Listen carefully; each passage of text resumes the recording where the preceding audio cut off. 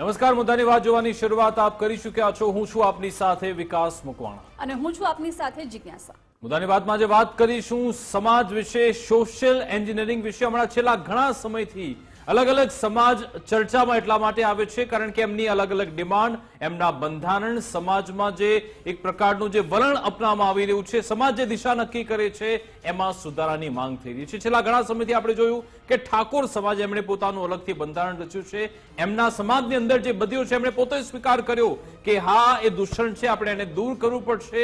એ માટે એમણે જે નિયમો અપનાવ્યા છે, સમાજમાં જે કુરિવાજ ચાલી રહ્યા છે એને દૂર કરવાનો પ્રયત્ન કરાયો ઠાકોર સમાજ દ્વારા। રબારી સમાજ પણ આગળ આવ્યો કે અમે અમારું અલગ બંધારણ રચીશું। એ પણ સમાજ પોતાના માટે કામગીરી કરી રહ્યો છે। અને હવે પંચાલ સમાજે જે ડિમાન્ડ કરી છે કે ભાઈ અમારા સમાજમાં તો મોટા ભાગના એવા દંપતી છે કે એમની પાસે એક જ પુત્ર છે, ઘણા એવા છે કે પુત્ર જ નથી ને એનાથી આપણે આગળ વધવું પડશે।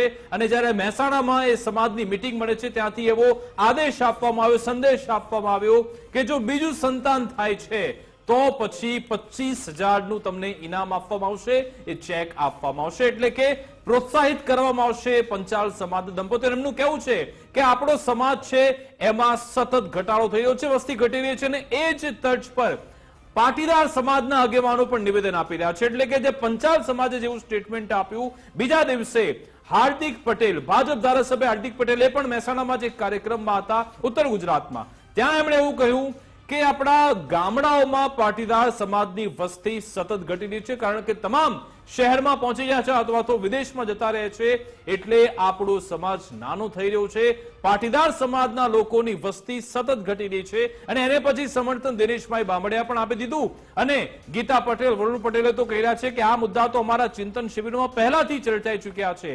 એટલે કે આ બંને સમાજે અત્યારે વસ્તી ઘટાડાને લઈ ચિંતા વ્યક્ત કરી રહ્યા છે। આખરે એમની ડિમાન્ડ શું છે, કયા પરિપ્રેક્ષમાં તેની વાત થઈ રહી છે, એ વિશે આજે વાત કરવાનો પ્રયત્ન કરીશું। જિજ્ઞાસા, બિલકુલ, એટલે કે પંચાલ સમાજે જે આ માંગ કરી એના પછી પટેલ સમાજ પણ હવે મેદાનમાં આવ્યો અને હાર્દિક પટેલે જે નિવેદન આપ્યું છે, એમણે કહ્યું કે તમે ગામડામાં રહેતા હો, ભલે ગામ છોડીને તમે શહેરમાં ગયા હોય, અલગ રાજ્યમાં ગયા હોય કે તમે પછી અલગ કન્ટ્રીમાં ગયા હોય, પરંતુ તમારું જે આધાર કાર્ડ છે, તમારું જે ઇલેક્શન કાર્ડ છે તમારું, એ તમે ગામડાનું રાખજો। ગામડામાં પાટીદાર સમાજની વસ્તી ખૂબ ઓછી થઈ રહી હોવાનું એમને સીધું વાત કરી છે। સાથે જ એમણે કહ્યું કે ચૂંટણી કાર્ડ વતનમાં જ કઢાવજો।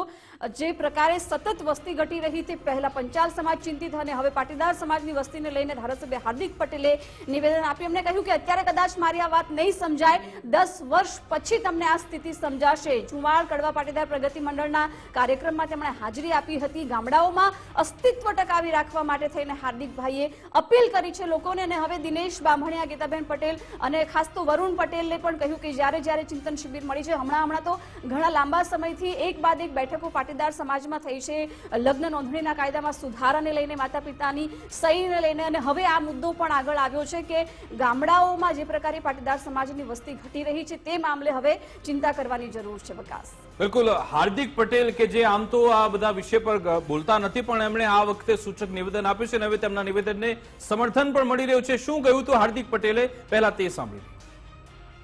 એટલે ગામડાની અંદર આપણી સંખ્યાઓ ઓછી થતી જાય છે અને એ સંખ્યાઓ ઓછી થવાના કારણે માત્ર સામાજિક પરિબળમાં ઘટાડો નથી થયો, પણ સામાજિક પરિબળની સાથે સાથે રાજકીય પરિબળમાં પણ ઘટાડો થયો। અને એનું ઉદાહરણ એટલું છે કે આજે દેત્રોજ તાલુકાની અંદર 72 સમાજના આપણા 18 થી 20 થી 25 ગામ હોવા છતાં માત્ર એક સરપંચ છે અને એક સમયે એ દેત્રોજ ગામની અંદર 8-9 સરપંચો આપણા હતા અને સરપંચોની સાથે સાથે ભાઈ શંભુભાઈ જેવા લોકો જિલ્લા પંચાયત સભ્યો પણ બનતા। એટલે ક્યાંક ને ક્યાંક ગામડાઓમાં આપણી સંખ્યા ઓછા થવાના કારણે આપણું રાજકીય પીઠબળ પણ ઓછું થયું છે। અને આજના કાર્યક્રમમાં તમને બધાને એટલી વિનંતી કરું છું કે તમે અમદાવાદમાં રહો, કડીમાં રહો, કડીમાં 2, 5, 10 ફ્લેટ લો, તમે ખૂબ સુખી થાવ, પણ ગામડાની અંદર તમારું રાજકીય પીઠબળ મજબૂત રાખવા માટે તમારો મત ગામડે રહે એવું પણ ગંભીર ચિંતન આજના કાર્યક્રમની અંદર લક્ષ્મણદા આપ સૌ કરો, વિષ્ણુભાઈ, એવી મારી આપ સૌને ખાસ વિનંતી છે। તો હાર્દિક પટેલે આ ચિંતા વ્યક્ત કરી હતી કે આપણી વસ્તી ઘટી રહી છે, ગામડામાં કોઈ છે નહીં, પાટીદાર સમાજના લોકો, તમે ભલે અમેરિકા જાઓ પણ ચૂંટણી કાર્ડ તો તમારું અહીંયા જવું જોઈએ ને મહેસાણામાં પણ વિશ્વકર્મા ફાઉન્ડેશન દ્વારા મહાસંમેલન યોજવામાં આવ્યું હતું અને અહીંયા તો સમાજે બેસીને નક્કી કર્યું કે ભાઈ બીજું સંતાન જો થાય તો 25,000 આપવામાં આવશે. જે વન ચાઇલ્ડ નો ચાઇલ્ડ પોલિસી છે એ ઘાતક સાબિત થઈ શકે છે એવું પંચાલ સમાજ તરફથી વિશ્વકર્મા સમાજ તરફથી કહેવામાં આવ્યું હતું અને અપીલ કરવામાં આવી કે આપણે આપણી વસ્તી પંચાલ સમાજને વિસ્તૃત કરવા માટે પ્રયત્નો કરવા પડશે અને અપીલ પણ થઈ રહી છે કે એ બાબતે આપણે ધ્યાન આપવું પડશે. ત્યાંથી શું અપીલ કરવામાં આવી પંચાલ સમાજ તરફથી એ પણ સાંભળી લઈએ. બસ એમને મોટિવેટ કરવામાં આવી રહ્યા છે અને એમને એવું સમજાવવામાં આવી રહ્યા છે અમે કે આપ બહુ ભવિષ્યની પૈસાની કે બહુ ચિંતા કરશો નહીં. આપ જે બાળક પહેલું છે એને ભવિષ્યની ચિંતા કરીને બીજું બાળક લાવો. કેમ કે કોઈ કેમ્પેનિયન નહીં હોય, કોઈ કલિંગ નહીં હોય, તમારું કોઈ સિબલિંગ નહીં હોય તો ભવિષ્યમાં એનું જીવન બહુ દુષ્કર થઈ જશે. એટલે બે બાળકો હોય તો જ એકબીજાને સપોર્ટ અને ટેકો મળે અને પહેલું બાળક બી સ્વસ્થ રહે, એને બી ભવિષ્યની અંદર સપોર્ટ મળે કોઈ પણ રીતનો. એના માટે બીજું બાળક જરૂરી છે, અમે એવું સમજાવી રહ્યા છીએ. આપણે આપણી લીટી મોટી કરવી, બીજાની લીટી તરફ જોવું નહીં, બીજાની લીટી ભૂસવી નહીં. હું શું કરી શકું છું? You are the architect of your own destiny. તમે તમારા ભાગ્ય વિધાતા છો. તમારે મજબૂત બનવું હશે તો આડું ઓળું જોયા વગર એક જ વાતનું ધ્યાન રાખવાનું છે, મારે સક્ષમ થવાનું છે. મારું સંખ્યાબળ, શૌર્યબળ અને સંસ્કાર વધવા જોઈએ, એના માટેનો મારો પ્રયાસ છે. તો આજ અંગે વાતચીત કરીશું. આપણી સાથે ગેસ્ટ પેનલ જોડાઈ ગઈ છે. પંચાલ સમાજ તરફથી સમાજના આગેવાન મુકેશભાઈ વિશ્વકર્મા જોડાઈ ગયા છે, સાથે પાટીદાર સમાજ તરફથી પૂર્વિનભાઈ પટેલ જોડાયા છે. આ બંનેનું સ્વાગત છે. સૌપ્રથમ મુકેશભાઈ, આપને સવાલ પૂછવા માંગીશ કે કેમ સંખ્યાબળ તમારે વધારો છે, કેમ લાગી રહ્યો છે કે પંચાલ સમાજ એની વસ્તી વધારવી પડશે? એકચ્યુઅલી ચોક્કસ અત્યારે એવું આજના ગુજરાત અને દેશના એક રાજકારણમાં એવો એક પવન છે કે સામાજિક આધારિત ચૂંટણીઓ લડાય છે, જાતિગત આધારિત. અને એની અંદર ક્યાંક ને ક્યાંક પંચાલ, વિશ્વકર્મા, લુહાર, સુથાર, કડિયા જે કોઈ છે આ 5-7 પુત્રો જે કહેવાય વિશ્વકર્માના, ક્યાંક ને ક્યાંક એને પ્રભુત્વ નહીં મળવાનું. એનું કારણ તમને કહું, હું અમારા જગદીશભાઈ વિશ્વકર્મા છે, બીજેપીમાં એને અભિનંદન આપું છું કે એમણે પંચાલ હતા ને એમણે વિશ્વકર્મા કરાવ્યું, કારણ કે એ સમાજને એક કરવા માંગે છે. મેં પણ, હું પંચાલ છું, મુકેશભાઈ પંચાલ, મેં વિશ્વકર્મા કરાવ્યું છે એટલા માટે કે આપણે બધા જ ભેગા આવીશું તો વિશ્વકર્મા સમાજની આખા દેશ લેવલે 10 થી 12% વસ્તી છે, બરાબર. એના પરિપ્રેક્ષમાં આપણને સમાજને ફાયદો મળે. અને તમે જે મહેસાણાના સંમેલનની જે વાત થઈ છે એની અંદર એ લોકોનું 250 ગામનું એક 22 સમાજ અને પાટણવાળા સમાજ 2 ગોળનું ફંક્શન હતું અને એની અંદર એમને લાગ્યું હોય કે કેટલાય કુટુંબોમાં એક જ બાળક છે, એની પરિસ્થિતિ નહીં હોવાના કારણે બીજું બાળક નથી લાવી શકતા. તો એ સમાજના આગેવાનો એમને મદદ કરી અને બીજું બાળક લાવે એના માટે પ્રોત્સાહન આપ્યું છે. ખૂબ સારી બાબત છે. પણ હું એવું પણ માનું છું કે ક્યારેય એવું નથી હોતું કે વસ્તી વધારો હોવાથી વિકાસ વધારે થાય. કારણ કે અમેરિકા અને ભારતની સરખામણી કરીએ તો અમેરિકા આપણા કરતાં આગળ છે, વસ્તીમાં આપણા કરતાં ત્રીજા ગણી. એટલે એ જુદી વસ્તુ છે. પણ હું એવું માનું છું કે લોકોએ એક રહેવું જોઈએ. કારણ કે હું પોતે અમરેલીથી સૌરાષ્ટ્ર લુહાર સુથારમાં ગણાવું છું, પણ અમારા જે મંડળો હોય છે એના મોભીઓ હોય છે ને એનો પણ ખૂબ મોટો વાંક હોય છે. ખાસ કરીને સૌરાષ્ટ્રના અમારા મંડળો ખૂબ સારા ચાલે, પણ અમદાવાદની અંદર જે સૌરાષ્ટ્રમાંથી આવીને વસ્યા લગભગ 1 થી 1.5 લાખ જેટલી વસ્તી છે, પણ જે એના આગેવાનો છે એ સમાજ તોડવા પ્રયત્ન કરતા હોય છે. એમાં અમારી અટક આવે છે કે પેલા પિત્રોડા આવે, પંચાલ આવે, ડોડિયા આવે, પીઠવા આવે, આ લોકો પોતાના અટકના સંમેલન કરવા માંડ્યા. એની અંદર પાછો સમાજ તૂટવા માંડ્યો. એટલે જે આ લોકોનું કામગીરી છે મહેસાણાની એ ખૂબ સરાહનીય છે, પણ જે અહીંયા અમદાવાદની અંદર જે લુહાર સુથારની કામગીરી છે એ સમાજ તોડવાની વાત છે, એ ન થવી જોઈએ. અને છેલ્લે કહેવા એક વસ્તુ માગું છું કે હંમેશા એક રહેવાથી દરેક જગ્યાએ આપણી પ્રગતિ થાય છે. જે રીતે આપણે જોઈએ છીએ કે ગુજરાતની અંદર પાટીદાર સમાજ જે છે ખૂબ આગળ છે અને સરકારમાં પણ એમનું પ્રતિનિધિત્વ તમે જુઓ. એ રીતે વિશ્વકર્મા સમાજ પણ એનાથી સહેજ પણ ઊણો ઉતરે એવો નથી, પણ એ છિન્ન ભિન્ન છે.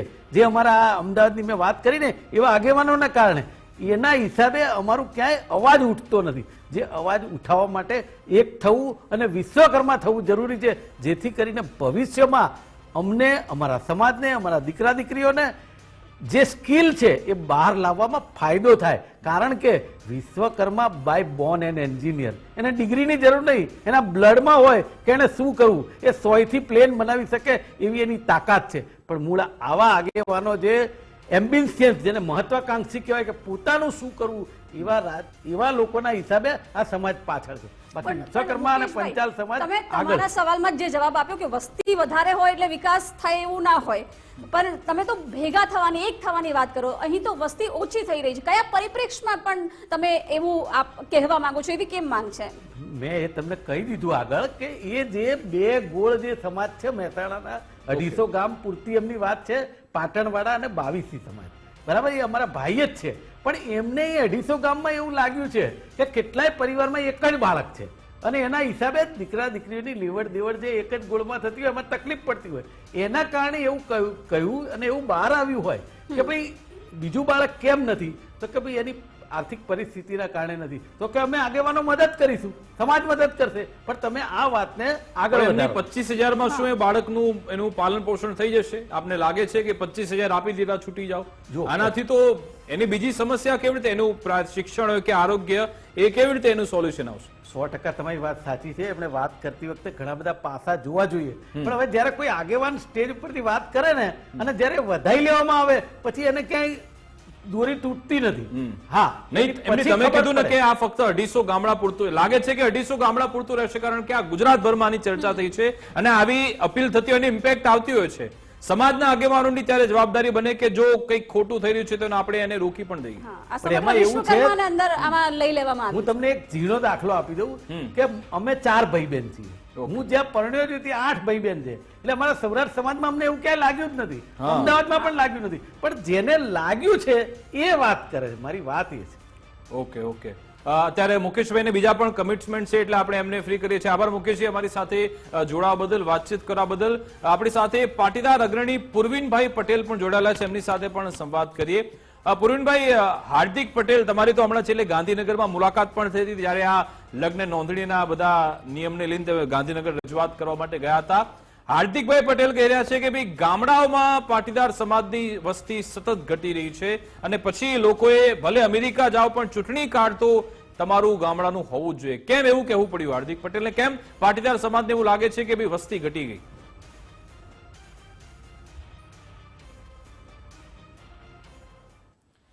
નહીં, ચોક્કસથી ભાઈની વાત સાથે હું તદ્દન સહમત છું અને મારા સાથી આપણા ગેસ્ટ પેનલમાં છે એમની વાત સાથે પણ સહમત છું.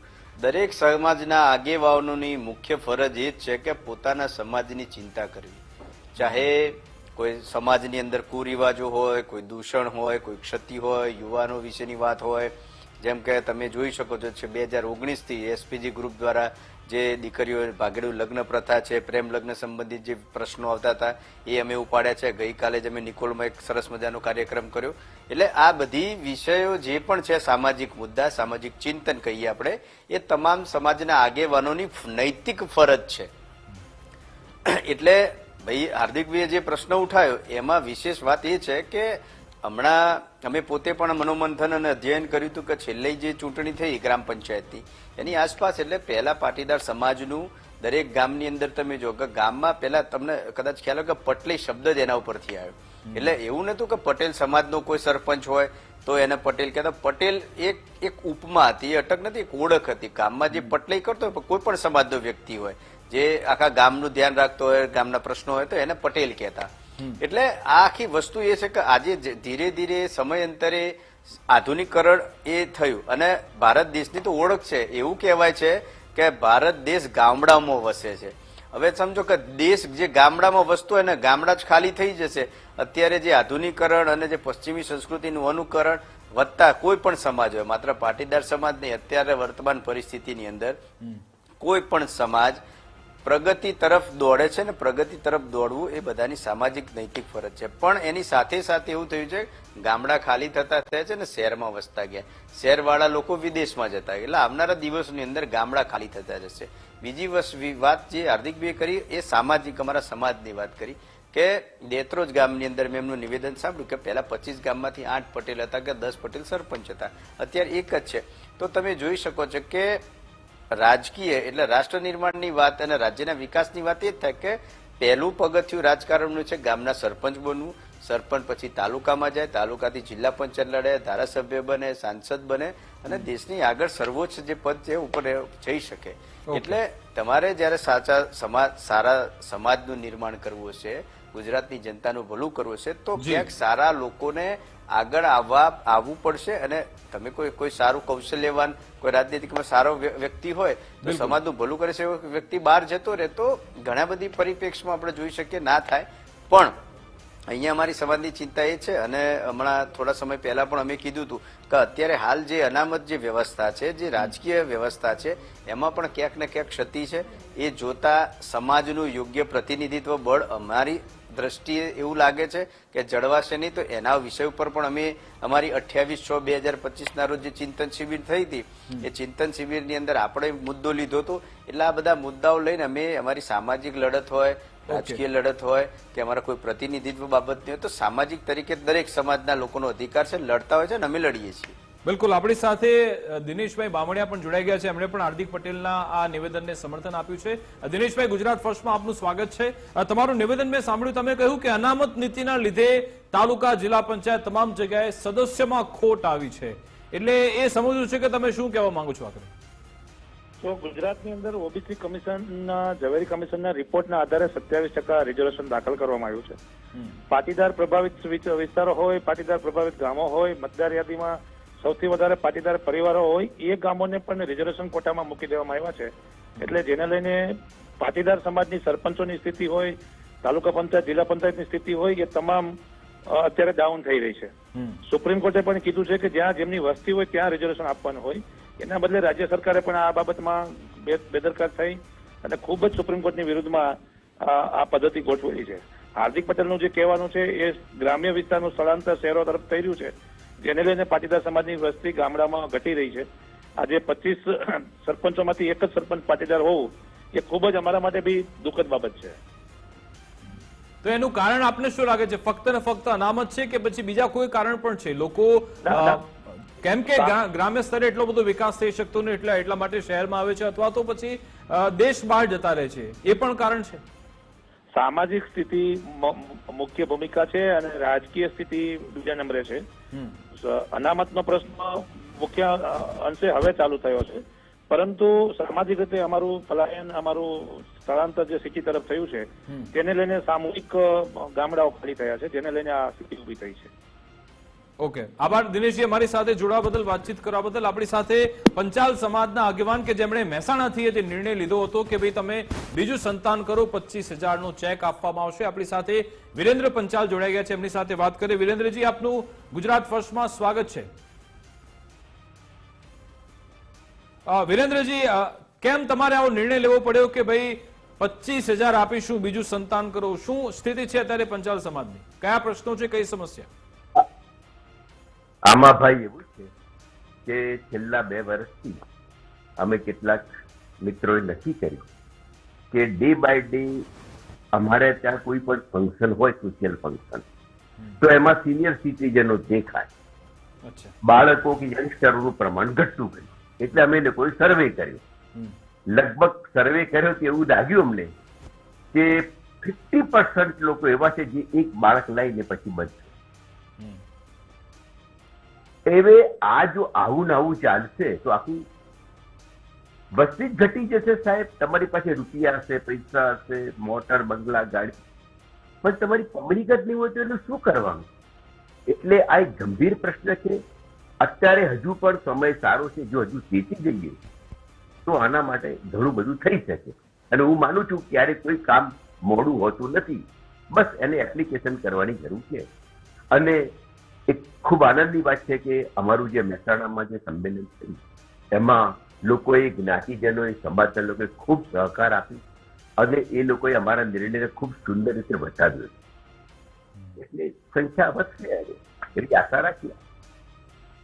પણ વિરેન્દ્રજી, તમારા સમાજના આગેવાન હમણાં મુકેશભાઈ પંચાલ અમારી સાથે જોડાયા હતા. એમણે કહ્યું કે આ તમારી જે પ્રશ્નોની જે સમસ્યા છે ફક્ત થોડા ગામડાઓ પૂરતી જ છે, આખા ગુજરાતમાં એવી સ્થિતિ નથી. એમણે કહ્યું કે અમારે તો સૌરાષ્ટ્રમાં બધી જગ્યાએ સારી વસ્તી છે ને આ જે તમારો નિર્ણય છે એની કોઈ જરૂરિયાત નથી, કે વસ્તી વધારાથી એવી કોઈ ગેરંટી નથી કે સમાજનો વિકાસ થશે.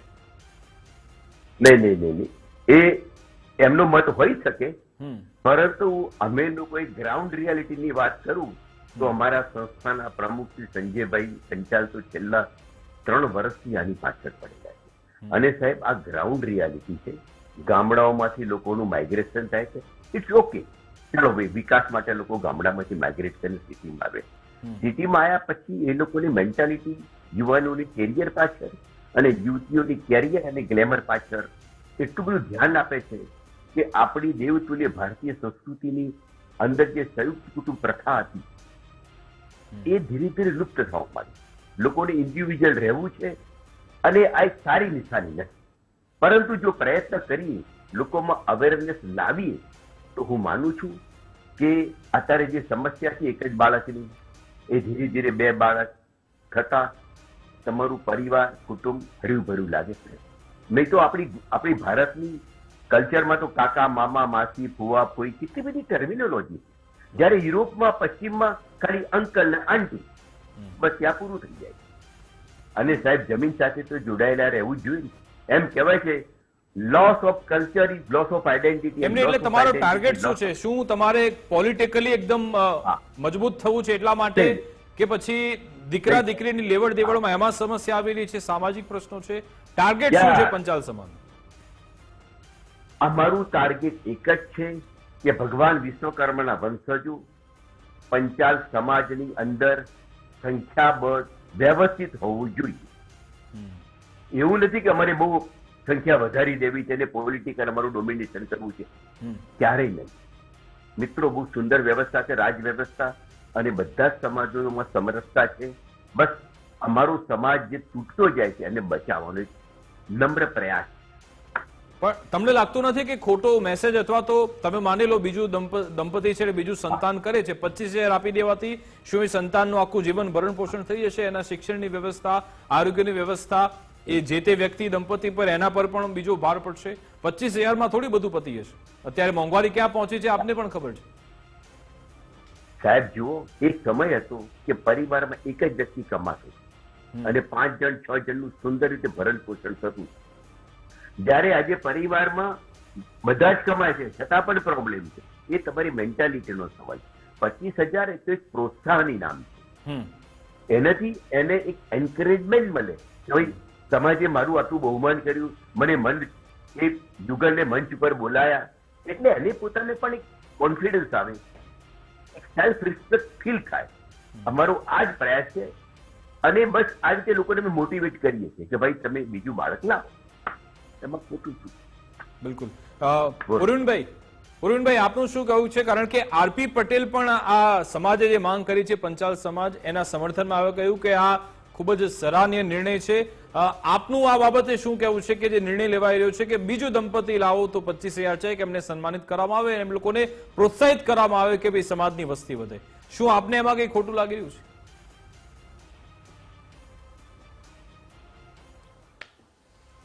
ના, હું આ બાબત તો ચોક્કસ આમની વાતને સમર્થન આપું છું અને હું હિમાયતી પણ છું આ વસ્તુનું. એનું કારણ છે કે 25,000 રૂપિયા નહીં, તમે 25 લાખ રૂપિયાનું પણ ઇનામ આપો તો પણ તમે જેમ કીધું એમ કે પૂરું થવા વાળાનું 25,000 અત્યારના જમાનામાં થાય છે અને નથી 25 લાખ વાળાનું પણ પૂરું નથી થતું. એટલે જરૂરિયાતો કોની કેવી છે એના ઉપર આર્થિક દારોમદાર છે. બીજી વસ્તુ વિરેન્દ્રભાઈ હમણાં કીધી કે અત્યારના હાલના જમાનામાં, પહેલાની જમાનાની વાત કરું કે 1 જણ કમાતો તો 10 જણ જ ખાતા હતા. અત્યારે ઘરમાં, પરિવારમાં લગભગ મોટા ભાગે એવું છે કે ઓલમોસ્ટ 2 જણા તો કમાતા જ હોય છે. એટલે તમારું ભરણ પોષણ થવું એ બાબત અલગ છે અને બીજા સંતાનની બાબત છે. બીજા સંતાનની બાબતમાં હું એટલા માટે કહી શકું કે પહેલાના જમાનાની અંદર એક પિતા હોય અને 4 સંતાન હોય, 2 દીકરા હોય, 2 દીકરી હોય, મામા, માસી, ફઈ, ફુવા. તો આ બધા વસ્તુની ઓળખ હતી. અત્યારે જે આપણે 2 અને આપણું 1, એ જે નીતિ થઈ, એટલે તમારું સંતાન ક્યાંક ને ક્યાંક સામાજિક રીતે કોઈક વાર નબળું પડશે, ક્યાંક એને જ્યારે સંવાદની જરૂર પડે, ક્યાંક એને હૂંફની જરૂર પડે, ક્યાંક પ્રોત્સાહનની જરૂર પડે, તો એ સમયે એનું પ્રોત્સાહન એને આપશે કોણ? અત્યારે તમે જો યુવાનોની અંદર સૌથી વધુ કિસ્સા આવતા હોય તો ડિપ્રેશનના આવે છે. હમણાં જ હું 15 દિવસ પહેલાનો એક કિસ્સો આપની સમક્ષ રજૂ કરું, નામ નથી આપતો. મારા એક અંગત મિત્રને આવું થયું. એના દીકરાને એને પોતે 35 લાખ રૂપિયાની લોન કરી અને વિદેશ ભણવા મોકલ્યો. દીકરાને ત્યાં ફાયું નહીં. 4-6 મહિના પછી પાછો આવી ગયો. ફરીથી પરિવારના લોકોએ સમજાવ્યું, ફરીથી 35 લાખ રૂપિયાનું લોન લીધી અને ત્યાં મોકલ્યો. લગભગ 70 લાખ રૂપિયા જેટલું દેવું કર્યું. સંતાન ત્યાં ગયું, ના ફાયું, ભારત દેશ પરત આવ્યો અને એને સુસાઇડ કરી લીધું. કેમ? એનું કારણ શું હતું? કદાચ એની જોડે મોટો ભાઈ હોત, એની મોટી બેન હોત, તો એની જોડે પરિવારમાં દીકરા દીકરીઓ તો એકબીજાને સંવાદ કરે, લડે ઝઘડે, તો એમની અંદર રસ્તા કાઢતા શીખે, એકબીજાની વાત કરતા શીખે, એકબીજાની હૂંફ બને, એકબીજાની ઢાલ બને.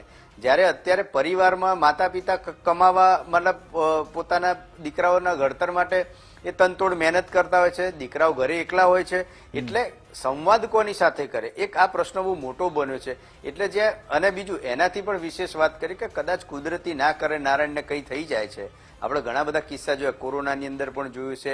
એ સિવાય આપણા રોજમદાર ઘણા બધા દાખલા હતા કે કોઈને અકસ્માત થાય છે.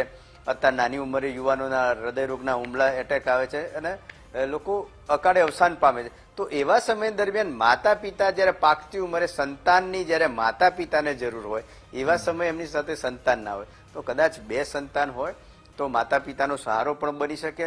અને ક્યાં ખબર બંને સંતાન તેજસ્વી હોય તો માતા પિતાનું ને એટલે ઘણા બધા એવા દાખલા છે આપણા સમાજમાં કે કરી શકે. એટલે હું આ ચોક્કસ આ વાતને હું મારું વ્યક્તિગત સમર્થન આપું છું. દરેક સમાજે આ વસ્તુ શીખવા જેવી છે ને. અમારા આરપી પટેલ સાહેબે તો 2 ની 3 ની વાત કરી હતી, પણ હું એટલું કહું અત્યારના જમાનામાં 2 સંતાન તો હોવા જોઈએ. કદાચ લાખ રૂપિયા વાળી ફીમાં આપણું એક સંતાન ભણતો તો 50,000 વાળી ફી વાળી સ્કૂલમાં ભણશે. એટલે જો દરેક સમાજ એને પોતાની મળશે અને એનાથી વિશેષ અમે જે નહીં, મારી વાત હજુ એક જ મિનિટમાં પૂરી કરું. વાત એ છે કે અત્યારે હાલ અમે જે લગ્ન પ્રથા વાળા વિષયમાં લઈને નીકળ્યા છીએ, તો વિષય એ જ છે કે જ્યારે સંતાન બધા સંયુક્ત કુટુંબમાં રહેતા હશે ને, તો એને બિચારા જે ફોસલાવી જવા વાળા બનાવો છે એ ના બને. પહેલા જયારે સંયુક્ત કુટુંબ હતું ને, તો એની દીકરીઓ કે એના દીકરાઓ પ્રેમ લગ્ન વાળા આ બધા વિષયોમાં નતા પડતા. હા, પ્રેમ લગ્ન પહેલા પણ થતા હતા, પણ બનાવ એવા હતા કે ક્યાંક એમને ફોસલાઈ જવાની વાત ઓછી હતી. કારણ કે તમે જો ઘરમાં 3 ભાઈ બહેન હોય ને, તો દીકરી હોય ને એને પકોડી ખાવીને તો 2 ભાઈઓ જોડે જાય, મામા માસી હોય તો સાથે જાય. અત્યારે થઈ ગયા એકલા, મોબાઈલમાં શું ચાલે છે, કોણ શું કરે ખબર જ નથી. એટલે સંયુક્ત કુટુંબ હોય અને મોટો પરિવાર હોય ને એની અંદર દરેક સમાજ પાસે અધિકાર છે કે એની સંસ્કૃતિ જાળવે અથવા તો એના સમાજની વસ્તી વધારો, એ પણ એમનો પોતાનો અધિકાર છે. પણ એની સામે આપણે ઓલરેડી વસ્તી નિયંત્રણમાં રહે માટે આપણે સરકાર પ્રોજેક્ટ ચલાવે છે, એના કેમ્પેન પણ ચાલતા રહે છે. અને એનું મુખ્ય કારણ એ છે કે જો વસ્તી વધી ગઈ તો આપણી જોડે સંસાધન ખૂબ જ ઓછા છે, નોકરીઓ ખૂબ ઓછી છે, સંસાધન ખૂબ ઓછા છે. તો એ પછી એક બાજુ સંસાધનો જ્યાં વસ્તી વધતી જાય તો એ પડકાર નહીં આવે આપણી સામે.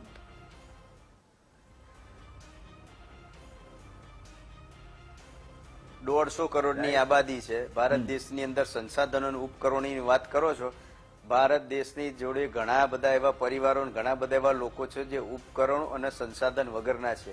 એટલે સંસાધન વસ્તીના આધારે હોવું એ વાતનો હું ક્યારે માનતો નથી. એ મારું વ્યક્તિગત નિયમ. બીજું વિકાસભાઈ તમને કહું કે જે તમે હમણાં વાત કરી, આજે વસ્તી વધારાની સાથે આપણે નિયંત્રણની વાત કરીએ. ચાઇનાની અંદર પહેલા એવો નિયમ હતો, તમે વર્ષો પહેલા જોજો કે એક જ સંતાન હોય, દીકરો હોય કે દીકરી હોય. સમયાંતરે ચાઇના અને જાપાન બંનેનું તમે ઉદાહરણ, અત્યારે સૌથી મોટી વૃદ્ધ જે સંખ્યા ધરાવતા દેશો હોય ને એમાં બંને દેશોનું નામ છે. ત્યાં અત્યારે બાળકો લાવવા માટેનું પ્રોત્સાહન, ચાઇનાએ નિયમ બદલી કાઢ્યો. ચાઇનાની પોપ્યુલેશન તો ભારત દેશ કરતા પણ વધારે છે. તો ચાઇના જેવો દેશ આપણા કરતા ઘણી પ્રગતિ કરેલો દેશ છે. તમે જોઈ શકો, સવારે કોઈ એક નાની કોઈ વિદેશમાં કોઈ વસ્તુ નીકળે તો સાંજે એની ડુપ્લિકેટ વસ્તુ બનાવી દે છે કે સિમિલર એની વસ્તુ બને.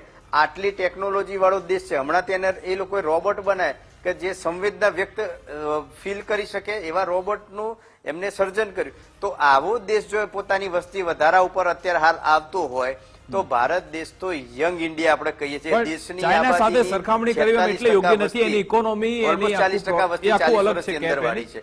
બિલકુલ સમયનો અભાવ છે પૂર્વિનજી, એટલા માટે વિરેન્દ્રજી આપની ક્લોઝિંગ કમેન્ટ આ બાબતે આપ શું કહેવા માંગશો? મારી ક્લોઝિંગ કમેન્ટ એક છે, આરપી પટેલ સાહેબે જે વાત કરી એને મારો સંપૂર્ણ ટેકો છે. સાહેબ, તમારા રિલેશનો ખતમ થઈ જશે એક જ બાળક, મને ડિપ્રેશનનો ભોગ બાળક બને જ છે. વસ્તી વધારો કોઈ પ્રોબ્લેમ નથી, આ તો આપણી સ્ટ્રેન્થ છે સાહેબ. વસ્તી વધશે તો માર્કેટ પણ વધશે, હમ. એટલે એવું કોઈ પ્રશ્ન નથી સાહેબ. ચલો ઠીક અને છે, એક તમારી- તબક્કે પણ એમ નહીં, એક તબક્કે આપની એ માંગ માની પણ લઈએ તો શું એના પર ભાર ન મૂકવો જોઈએ કે ભાઈ વ્યક્તિગત કે સમાજની એના દીકરા દીકરીની ગુણવત્તા વધે એ બાબત પણ આપણે વધારે ભાર મૂકવો જોઈએ, ન કે વસ્તી વધારો? ચોક્કસ. નહીં, agree. Quantity and quality both. હા, બિલકુલ, એમનામાં બિલકુલ. સારા સંસ્કારો આવે, ઓકે. આપણી સંસ્કૃતિ, પરંપરા, ધર્મ આ બધાને સમજે એ બહુ જરૂરી છે. ખાલી સંખ્યા એ સોલ્યુશન નથી ભાઈ, સંખ્યાની સાથે સંસ્કાર પણ હોવા અતિ આવશ્યક છે. ખાલી સંખ્યા હોય અને સંસ્કાર ના હોય તો ભયંકર તોફાનો ફાટી નીકળે, કાપમ કાપી થઈ જાય સાહેબ. સંખ્યાની સાથે સંસ્કાર, પરંપરા, ધર્મ, સંસ્કૃતિ આ બધા પરિબળો હશે તો જ એ સંખ્યા બહુજન હિતાય અને બહુજન સુખાયના કામો કરશે. સંખ્યા તો બહુ છે સાહેબ બીજા બધી જગ્યાએ, ઓકે ઓકે અને પછી શું થાય જાણો છો.